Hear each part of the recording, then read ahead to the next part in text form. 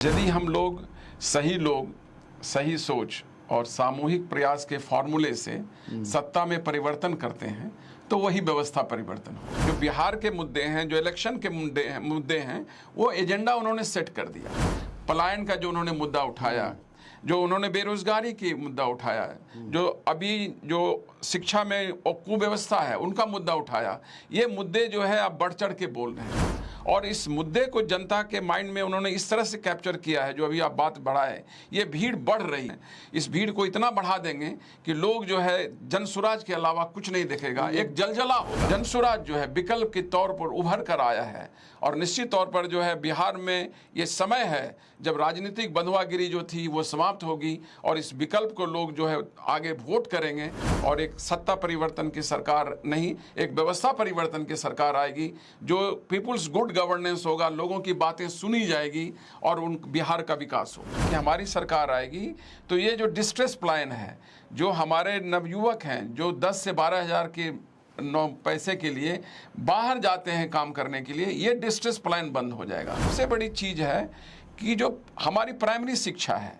ये बहुत ही खराब है। तो हमारा यह कहना है कि प्रत्येक प्रखंड में हम कुछ ऐसे स्कूल की स्थापना करेंगे जो वर्ल्ड क्लास स्कूल होगा और यदि आप बेसिक शिक्षा बढ़िया पाते हैं तो आपको जो है रोजगार स्वतः आप खोज लेंगे और जनता के जो मुद्दे हैं वो अब सबसे आगे होगी और लोग जो है उस मुद्दे के लिए वोट देंगे। बिहार में अपने बच्चों के लिए वोट देंगे, लोग जाति और धर्म से ऊपर वोट देंगे।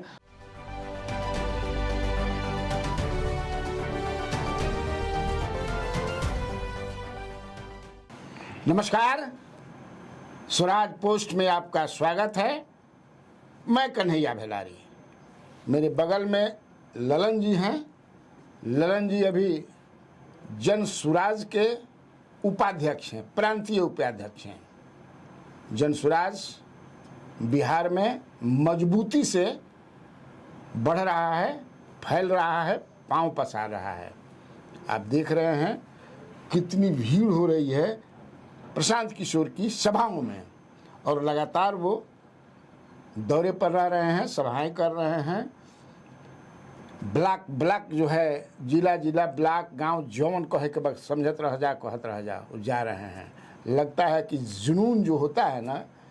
एक आदमी हमसे मिले थे कल और बोले कि इतना मेहनत वो आदमी करत उनकी चेहरा उनकर समझ कि मधिम हो गई बा। तो मधिम भोजबा की बरता आज ललन जी से, क्योंकि हम ललन जी को बुलाए इन्वाइट करके, ये आपको 99 बैच के IAS हैं, कई जिलों में ये DM रहे हैं। लास्ट पोस्टिंग सहरसा में कमिश्नर के पद से रिटायर किए हैं ललन जी। लेकिन इस उम्र में भी एकदम जानवा जिसे कैसे हम बने, हमरो 70 वर्ष हुई, यहाँ पे 70 वर्ष हुई गई हुई 68। हाँ, तो हमरो 68 69, तो दोनों आदमी बराबर उम्र के भैया समझ ना। तो हम इनसे बात करते हैं जनसुराज के बारे में। तो सबसे पहले ललन जी, मैं स्वराज पोस्ट में आपका स्वागत करता हूँ। धन्यवाद और आपके दर्शकों को भी धन्यवाद। जनसुराज स्वराज नहीं ना, नहीं तो हमरा के कहता था कि जन स्वराज के का हो, जन स्वराज आपका स्वराज पोस्ट है। ये जनसुराज है, गुड गवर्नेंस जी, हमारा स्वराज है। अच्छा बताइए क्या चल रहा है, एकदम आराम से बतियाई, भोजपुरी समझी ना कि ना के थोड़ा बहुत। हाँ जी, समझाता नहीं है। तो क्या चल रहा है जनसुराज में अभी? आप जानते हैं कि प्रशांत जी जो विश्वविख्यात पोल स्ट्रेटेजिस्ट रहे और उन्होंने भारत के प्रधानमंत्री को बनाने में ही सूत्रधार नहीं, राज्य के कई मुख्यमंत्रियों को बनाने में सूत्रधार का काम किया। और उन्होंने यह सोचा कि जो सत्ता परिवर्तन से चीज़ें नहीं बदलती हैं, जनता की बात नहीं सुनी जाती है, तो उन्होंने सोचा कि ये सत्ता परिवर्तन से काम नहीं चलेगा, हमें व्यवस्था परिवर्तन करना होगा। तो मैं बहुत संक्षिप्त में बताता हूँ कि वो उनका व्यवस्था परिवर्तन का कॉन्सेप्ट क्या है। उन्होंने कहा कि यदि हम लोग, सही सोच और सामूहिक प्रयास के फॉर्मूले से सत्ता में परिवर्तन करते हैं तो वही व्यवस्था परिवर्तन होगा। क्योंकि यदि सही लोग सही सोच के साथ एक सामूहिक प्रयास करेंगे और वो सत्ता में आएंगे तो सही लोग का जो सोच होगा वो अच्छी सोच होगी, बिहार के विकास के लिए सोच होगी, अच्छी पढ़ाई की सोच होगी, तो वो जब सत्ता आएगा तो निश्चित तौर पर जो है वही व्यवस्था परिवर्तन होगा और वही जो है जो जैसा नाम है Jan Suraaj, people's good governance होगा, जनता का सुंदर राज। तो उन्होंने सोचा कि ये कैसे होगा, तो उन्होंने कोई आंदोलन का रास्ता नहीं अख्तियार किया। आप जानते हैं कि वो 2 अक्टूबर 2022 से गांधी जी के जो फेमस वितरावा में आश्रम है वहाँ से उन्होंने पैदल यात्रा प्रारंभ की और लोगों में जागृति पैदा करने का प्रयास किया। उन्होंने लोगों को बताया कि ये व्यवस्था परिवर्तन क्या है। सत्ता नहीं, व्यवस्था परिवर्तन। जी, व्यवस्था परिवर्तन। और उसमें उन्होंने सही लोगों की सोच, जो सही लोगों की जो है खोज भी शुरू की कि सही लोग कौन हैं। मेरी पहली मुलाकात हुई थी उनसे जब पहले पदयात्रा के पहले, तो मैंने उनसे पूछा था कि सही लोग को आप कैसे खोजेंगे। तो उन्होंने कहा कि देखिए, जो लोग क्रिमिनल बैकग्राउंड का नहीं है, जो बिहार के विकास के बारे में सोचते हैं, बिहार के मुद्दे को सुलझाने का प्रयास करते हैं, वो सही सोच के लोग हैं।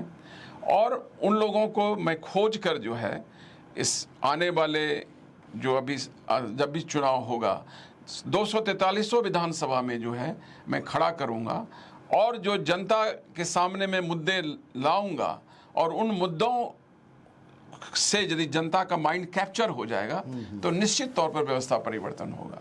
हमारे प्रणेता प्रशांत किशोर जी कहते हैं कि ऐसा हुआ है। लोग कहते हैं कि बिहार में जाति पात है, वो तो कहते हैं कि जात पात सभी राज्यों में है, ये तो ऐसा नहीं कि बिहार में है। लेकिन ऐसे उदाहरण हैं, लोग जब जाति पात से ऊपर उठ के वोट किए हैं। जैसे वो जेपी मूवमेंट का बात करते हैं, उस समय जो है आप भी की भी यादाश्त होगी, वो लोगों ने जो है जाति पात से ऊपर उठ के वोट किए हैं। और वही अभी मैं देख रहा हूँ, इतने दिन लगभग 5000 गाँव का उन्होंने पैदल यात्रा किया और पिछले अक्टूबर में 2 अक्टूबर 2024 को जब लोगों का सलाह हुआ कि जब आने वाले चुनाव आ रहे हैं विधानसभा का, तो उन्हें लोगों को खड़ा करना चाहिए इलेक्शन में, तो उन्होंने जो है पार्टी बनाई और पार्टी की स्थापना हुई। और ये मुद्दे जो हैं एक्चुअली जो बिहार के मुद्दे हैं, जो इलेक्शन के मुद्दे हैं, वो एजेंडा उन्होंने सेट कर दिया। और आप देखेंगे कि उन्हीं के एजेंडा पर बात हो रही है। पलायन का जो उन्होंने मुद्दा उठाया, जो उन्होंने बेरोजगारी की मुद्दा उठाया, जो अभी जो शिक्षा में कुव्यवस्था है उनका मुद्दा उठाया, ये मुद्दे जो है आप बढ़ चढ़ के बोल रहे हैं।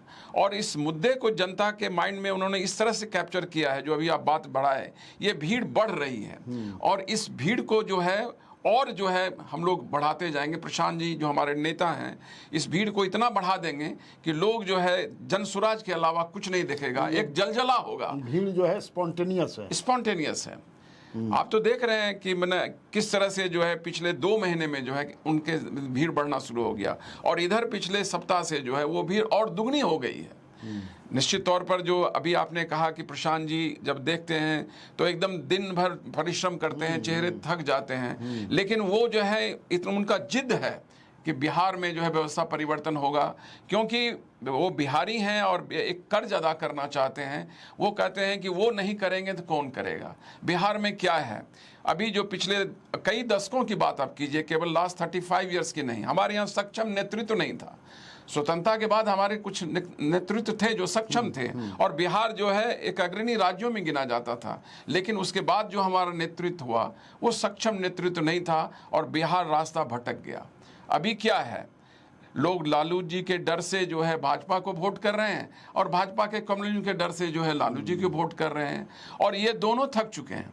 लालू जी पहले जो है गरीबों का नेता हुआ करते थे, उसके बाद यादवों के नेता हुए और अब परिवार तक सीमित हो गए।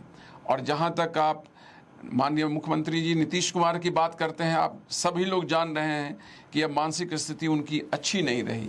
और जब हमारा शरीर का जो इंजन है, यदि वो इंजन ही सही ढंग से काम नहीं करेगा, रडरलेस हो जाएगा, तब तो वो शिप जो है समुद्र में किसी तरह भटक जाएगा। तो वो भी जो है जदयू भी थक चुका है। और प्रशांत जी ने लोगों में जो जागृति पैदा की है, एक जनसुराज जो है विकल्प के तौर पर उभर कर आया है। और निश्चित तौर पर जो है बिहार में ये समय है जब राजनीतिक बंधुआगिरी जो थी वो समाप्त होगी और इस विकल्प को लोग जो है आगे वोट करेंगे और एक सत्ता परिवर्तन की सरकार नहीं, एक व्यवस्था परिवर्तन की सरकार आएगी जो पीपुल्स गुड गवर्नेंस होगा, लोगों की बातें सुनी जाएगी और उन बिहार का विकास होगा।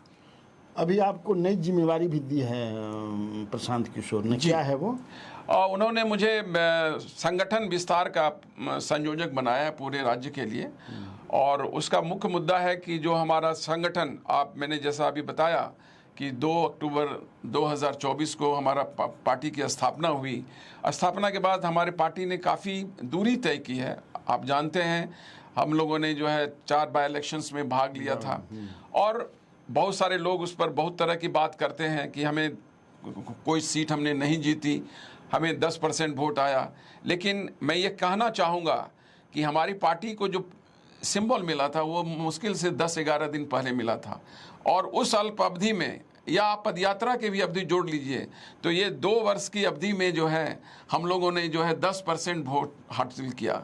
और हमारे देश की जो दुनिया की एक पार्टी है, जो दुनिया की अब सबसे बड़ी पार्टी कहती है, उसे 10% वोट हासिल करने में 20 वर्ष लगे थे। अच्छा, ये बताइए ललन जी, चूँकि आप गांव के रहने वाले हैं, गांव से आते हैं, बैकग्राउंड गांव से आपका जी जुड़ाव भी रहता है, लगाव भी रहता है।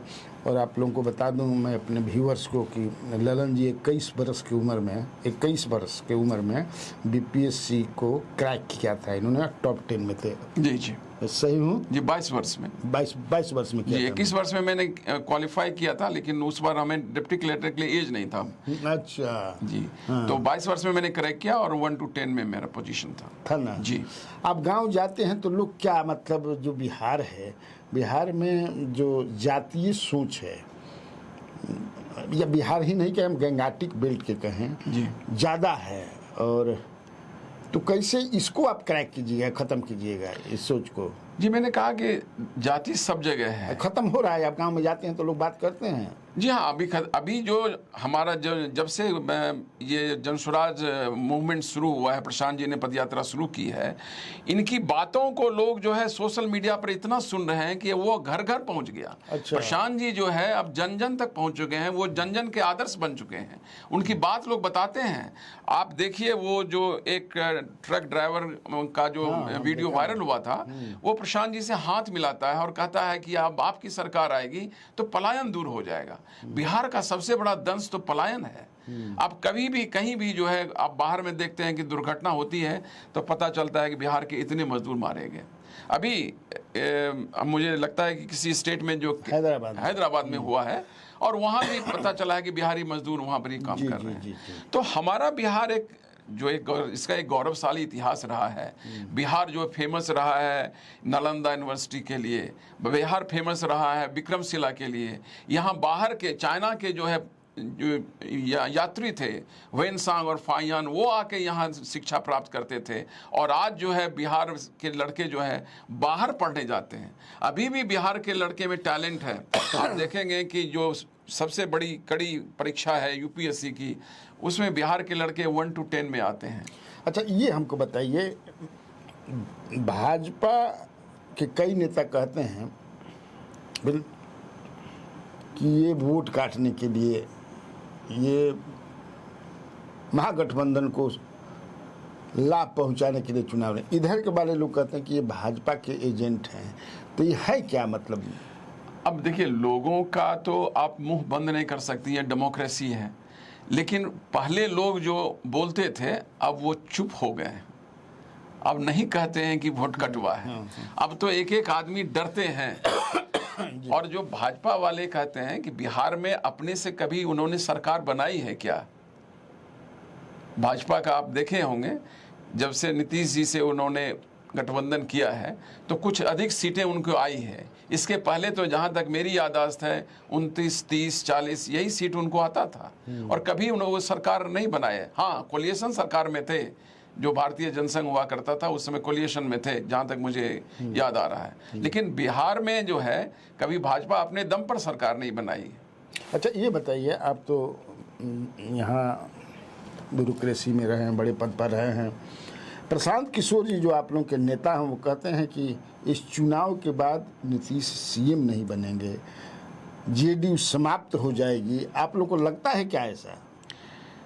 देखिए, सबसे बड़ा चीज़ है कि अब जो है ना, डेमोक्रेसी में एक जो लीडर होता है उसी के नाम पर पार्टी चलती है।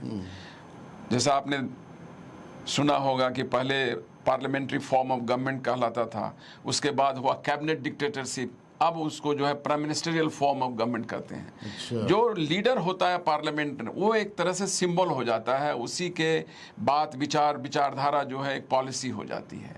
तो नीतीश जी, सबसे बड़ी बात यह है कि वो मानसिक रूप से स्वस्थ नहीं है।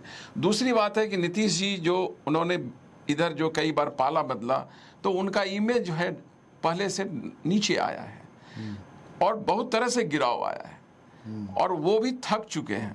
तो नेचुरली जो अभी चीज़ें हैं, अब जैसे मान लीजिए कि अभी सबसे बड़ी बात जाति जनगणना में जो आई थी और माननीय मुख्यमंत्री जी ने सदन के पटल पर कहा था कि आज़ादी के 78 साल बाद भी बिहार के 94 लाख परिवार गरीबी रेखा से नीचे रह रहे हैं और उन्होंने घोषणा की थी कि इनको गरीबी रेखा से ऊपर ले जाने के लिए प्रत्येक परिवार को 2 लाख रुपये दिए जाएंगे। हम लोग जो है पिछले 18 मई को, जहाँ तक मुझे डेट याद आ रहा है, हम लोग उनके पैतृक गांव कल्याण बिघा गए थे प्रशांत जी के नेतृत्व में। यह जानने का हम लोगों ने प्रयास किया था कि क्या वो गरीबी रेखा से ऊपर उठने की जो राशि थी 2 लाख, क्या किसी को मिला? आप जानते हैं कि हमें एंट्री ही नहीं दी गई, और आप एंट्री नहीं देते हैं इसका सहज मतलब ये होता है कि वो चीज़ें नहीं हुई। उसमें और भी इशूज थे जो सरकार के मुख्य 2 और वादा खिलाफी थे, उसके विरुद्ध भी हम लोग जानना चाहते थे। ये सरकार, नीतीश जी जब सत्ता में आए थे 2005-06 में, तो इन्होंने 2 वर्ष बाद घोषणा की थी कि प्रत्येक दलित परिवार, प्रत्येक महादलित परिवार, प्रत्येक अति पिछड़ा परिवार को बांस के लिए कम से कम 3 डिसमिल जमीन दी जाएगी, और यदि सरकार के पास जमीन उपलब्ध नहीं होगा तो जमीन खरीद कर दी जाएगी। जहाँ तक हम लोगों ने बताया कि ऐसे परिवारों में जो है मात्र 2,34,000 परिवार को पर्चा मिला है, उसमें से 1,20,000 लोगों को जो है कब्जा नहीं मिला है। तो आप तो, मैंने जैसे बताया कि आप इस गांव के परिवेश से सहज हैं, तो जब कब्जा ही नहीं मिला तो ज़मीन पर जब कब्जा नहीं था आपका ज़मीन क्या है? अच्छा, आप ये बताइए कि आप बहुत दिन से ब्यूरोक्रेसी में, जैसा मैं बताया, तो लालू परिवार, लालू का जो राज था 15 साल का, लालू राबड़ी जी थी, फिर नीतीश जी आए, तो कुछ भी काम नहीं हुआ कि कुछ हुआ है? नहीं, ऐसा तो नहीं है कि कुछ नहीं हुआ। हमारे प्रणेता भी कहते हैं कि लालू जी ने जो है गरीबों, दलितों, शोषितों, पिछड़ों को आवाज़ दी, लेकिन उसके बाद तो कुछ नहीं हुआ। लालू राज में कुछ नहीं हुआ। उसके बाद क्या हुआ? उसके बाद तो कुछ नहीं हुआ। निश्चित तौर पर जो है वो जो आवाज़ देने की बात थी वो लालू जी के क्रेडिट में है, और वो हमारे प्रणेता भी बताते हैं। जहाँ तक नीतीश जी है, माननीय मुख्यमंत्री जी ने बिहार को विकास पर पटरी में लाने का प्रयास किया। आप देख रहे हैं कि बिहार में हर जगह सड़कें बनी, हर जगह बिजली लगा। हम लोग जब डीएम थे तो वर्चुअली बिजली का पूरा काम हम लोग देखते थे। और मैं बताता हूँ एक छोटा सा उदाहरण, जब मैं नवादा में कलेक्टर था तो उस समय मैं ज्वाइन किया था, तो रेवेन्यू था बिजली से 75 लाख रुपये प्रति मंथ।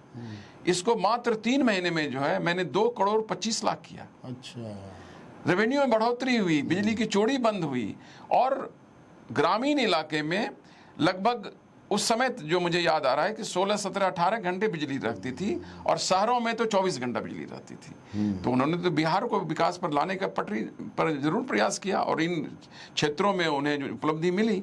लेकिन उसके बाद जो है, जो करना चाहिए, जो विकास के लिए होना चाहिए, जैसे लोगों को पूंजी उपलब्ध करा के रोजगार देना चाहिए, इंडस्ट्री का होना चाहिए, ये सब चीज़ें नहीं हुई। एक बेसिक चीज़ जब हमें रोड और बिजली हो जाती है तो एक जंपिंग पैड है कि हम लोग जा सकते हैं औद्योगिकरण की ओर, वो नहीं हुआ। हमारा जो है, जैसा आपने कहा कि इंडो गैंगेटिक बेल्ट है हमारा जो है, तो यहाँ पर खेती है, और खेती आधारित जो है हमारे बहुत सारी इंडस्ट्री लग सकते थे। अब मैं एक छोटा सा उदाहरण दूँ, आप पूरे इंडिया के सिनेमा हॉल में जाते हैं और इंटरवल में या शुरू में आप पॉपकॉर्न खाते हैं, कि वो पॉपकॉर्न क्या है? मक्खा का है। हमारे बिहार में जो है मखाना की खेती कितनी होती है। मैं उधर कटिहार में भी डीएम रहा और उधर मक्का की भी खेती होती है, मक्का की भी होती है और ये मखाना की भी होती मखाना की है। भी। इधर भी है, मिथिला में भी मखाना की खेती होती है। यदि हम मखाना को उस रूप से पेश करें, ब्रांडिंग करें, तो क्या वो मक्का से कम कंपटीशन नहीं होगा उसका। अब हर एक सिनेमा हॉल में मक्का ही मिलेगा, सॉरी ये मखाना ही मिलेगा। तो हम लोग उधर प्रयास नहीं किए। मैं एक छोटा सा और उदाहरण देना चाहता हूं।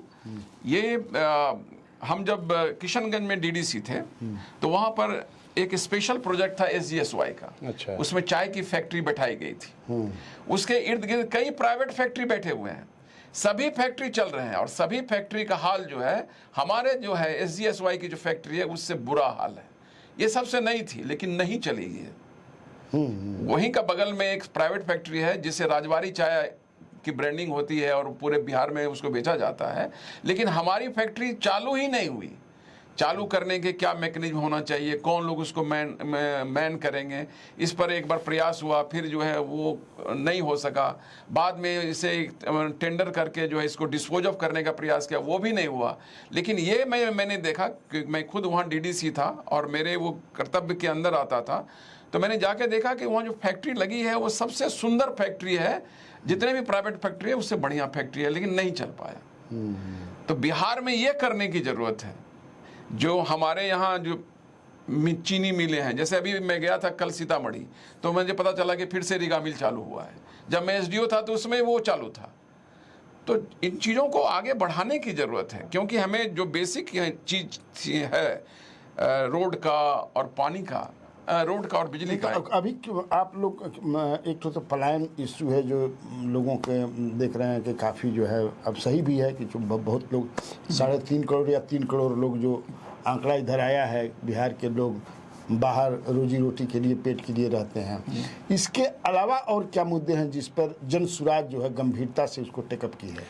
हम पहली बात तो मैं बता दूं कि ये पलायन का जो मुद्दा है ये बहुत इम्पॉर्टेंट मुद्दा है और केवल हम ये हमारे नेता, हमारे प्रणेता ये स्पष्ट कहते हैं कि हमारी सरकार आएगी तो ये जो डिस्ट्रेस पलायन है, जो हमारे नवयुवक हैं जो 10 से 12 हज़ार के पैसे के लिए बाहर जाते हैं काम करने के लिए, ये डिस्ट्रेस पलायन बंद हो जाएगा। और कैसे बंद होगा वो बताते हैं कि हम पूंजी उपलब्ध कराएंगे। और हमारे प्रणेता बहुत स्पष्ट एक रूपरेखा तैयार करते हैं, ये नहीं कि केवल कहते हैं जैसा कि दूसरी पार्टियां कहती हैं। हमारे प्रणेता का कहना है कि हम आप जो बैंकों में पैसा जमा करते हैं, बिहार के बैंकों में, उसमें रिजर्व बैंक का गाइडलाइन है कि उसका 70% राशि जो है बिहार में खर्च होगा। अच्छा। जिसको CD रेशियो कहते हैं। जो पैसा डिपॉजिट हुआ बिहार में, मान लिया कि पूरे साल में जो है 100 करोड़ डिपॉजिट हुआ, तो 70 करोड़ जो है बिहार में खर्च होना चाहिए। जो हम लोगों ने डाटा जाना है, ये पिछले लगभग 35 साल से जो है 30% राशि ही बिहार में लगभग 35% खर्च हो रही है, बाकी 70 बाहर, बाकी दूसरे जगह जा रहा है। जहां मेरी राशि पलायन करके जा रही है, वहीं मेरे बच्चे जो है, हमारे नवयुवक जो हैं, वहां रोजगार करने जाते हैं। हम इसको रोक देंगे क्योंकि रिजर्व बैंक का गाइडलाइन है और ये राशि कम नहीं होती है, ये कई लाख करोड़ में है। और इसी को जो है प्रशांत जी कहते हैं कि शुरू में हम लोग जो है लोगों को, नवयुवकों को रोजगार के लिए पूंजी उपलब्ध कराएंगे। वो स्कैंडिनेवियन कंट्रीज का उदाहरण देते हैं कि वहाँ कोई इंडस्ट्री नहीं है, लेकिन वहाँ लोगों को पूंजी उपलब्ध कराई गई है और वहाँ का GDP काफ़ी अच्छा है। स्कैंडिनेवियन कंट्री का उन्होंने स्टडी किया है, जो नॉर्वे, स्वीडन और फिनलैंड जो है, तो वहाँ उन्होंने देखा कि पूंजी उपलब्ध कराकर जो है देश के आगे बढ़ाया गया है, बेरोजगारी को खत्म किया गया है और GDP में बढ़ोतरी हुआ है। तो पहला चीज़ हम लोग ये करेंगे। दूसरा ये है कि सबसे बड़ी चीज़ है कि जो हमारी प्राइमरी शिक्षा है ये बहुत ही खराब है। मैंने खुद जो है, मैं तो सैनिक स्कूल से मैंने शिक्षा पाई है, तो हमारा यह कहना है कि प्रत्येक प्रखंड में हम कुछ ऐसे स्कूल की स्थापना करेंगे जो वर्ल्ड क्लास स्कूल होगा। और यदि आप बेसिक शिक्षा बढ़िया पाते हैं तो आपको जो है रोजगार स्वतः आप खोज लेंगे। आपको किसी MLA MP किसी के पीछे दौड़ना नहीं पड़ेगा, क्योंकि जब आपका बेस मजबूत होगा तो आप कई तरह के कंपटीशन में कॉम्पीट कर सकते हैं। इसलिए प्रशांत जी का कहना है कि प्रत्येक प्रखंड में जो है हम लोग एक नेतरहाट टाइप का विद्यालय खोलेंगे और उस विद्यालय से जो लोग पढ़ेंगे वो रोजगार स्वयं ढूंढ लेंगे। उदाहरण भी उनका कहना है कि अभी जैसे रोज नेतरहाट की बात करते हैं तो एक सिंपल नेतरहाट से जो है लगभग 1000 से ऊपर IAS IPS ऑफिसर आए हैं। हम लोगों का जो सैनिक स्कूल है इससे भी आप देखेंगे अभी जो भारतीय जो थे जो वायुसेना में उन्होंने उतना बड़ा रोल अदा किया वो सैनिक स्कूल के थे। आपके प्रकाश झा जो हैं इतना बड़ा उन्होंने फिल्म डायरेक्टर का काम किया है वो हमारे सैनिक स्कूल से हैं। तो काफ़ी लोग नाम कर रहे हैं। तो जब इस तरह का बेसिक शिक्षा बढ़िया होगा तो लोग अपने रोजगार खोजेंगे, लोगों को इधर उधर भटकना नहीं पड़ेगा। और जब तक हम इस तरह की स्कूल को वो कहते हैं कि हम तो तुरंत तो स्थापना नहीं कर देंगे, बेसिक शिक्षा की जरूरत है जी, तुरंत तो स्थापना नहीं कर देंगे, ये भी हम झूठ नहीं बोल सकते हैं। लेकिन जब तक नहीं स्थापना करेंगे तब तक जो है हमारे पूरे राज्य के बच्चे जो हैं वो अच्छे इंग्लिश मीडियम स्कूल में पढ़ेंगे और उसका फीस जो है हमारी सरकार भरेगी। अच्छा, Prashant Kishor appears to be so confident, इतना कॉन्फिडेंट होकर के कॉन्फिडेंस में बात करते हैं कि जन सुराज की ही सरकार बनेगी, ऐसा लगता है क्या आपको? आप तो अभी देख रहे हैं, आपने खुद कहा कि प्रशांत जी के सभाओं में भीड़ बढ़ती जा रही है। तो मैंने कहा कि प्रशांत जी ये बात कई बार इस चीज़ को बता चुके हैं कि जो एजेंडा हमने सेट किया है यदि पब्लिक माइंड को वो स्ट्रांगली कैप्चर कर लेगा तो एक जलजला पैदा होगा और केवल जो है जनसुराज ही दिखेगा। इसीलिए प्रशांत जी कॉन्फिडेंट है। और बिहार में अभी विकल्प की ज़रूरत है, लोग विकल्प खोज रहे हैं। एक राइट मोमेंट में जो है प्रशांत जी की पदयात्रा हुई है और उन्होंने जो जागृति से जो एक विकल्प तैयार किया है, हमको लगता है कि विकल्प निश्चित तौर पर आके रहेगा और बिहार में व्यवस्था परिवर्तन होगी। एक पीपुल्स गुड गवर्नेंस कायम होगा जहां लोगों का काम होगा, एक राम राज्य होगा। अच्छा, एक अंतिम सवाल है, मेरा अंतिम सवाल है, ज़्यादा आपका समय मैं नहीं लूँगा क्योंकि आप लोग काफ़ी बिजी और बहुत कार्य कर रहे हैं, इम्पोर्टेंट कार्य कर रहे हैं, बिहार के हित के लिए काम कर रहे हैं। आपकी जो लड़ाई है, 3 पार्टियां हैं, मैंने 1-2 NDA है, इसके बाद महागठबंधन है, जनसुराज और प्रशांत किशोर जी का जो भी सर्वे हो रहा है अभी मुख्यमंत्री के फेस के रूप में, अब तो तेजस्वी सबसे आगे हैं लेकिन सेकंड पर ये हैं। लड़ाई आप लोगों की किससे है, किससे होगी? UPA से, NDA से? UPA मतलब महागठबंधन से?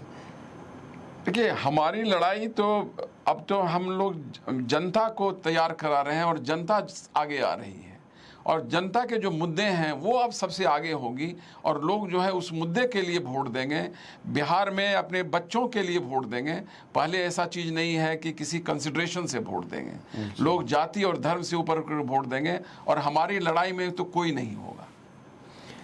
चलिए, ललन जी को पूरा विश्वास है कि जातवाद पर इस बार वोटिंग नहीं होगा, इश्यूज पर होगा और जनसुराज समर्पित भाव से, डेडिकेशन के साथ काम कर रहा है। ये देखिए, चुनाव नज़दीक है, चुनाव के बाद क्या होगा हम लोग उसके गवाह बनेंगे। तो आज के लिए इतना ही। कैसा लगा यह इंटरव्यू आप कमेंट बॉक्स में ज़रूर लिखिएगा ताकि हम उसका जवाब दे सकें। नमस्कार। नमस्कार।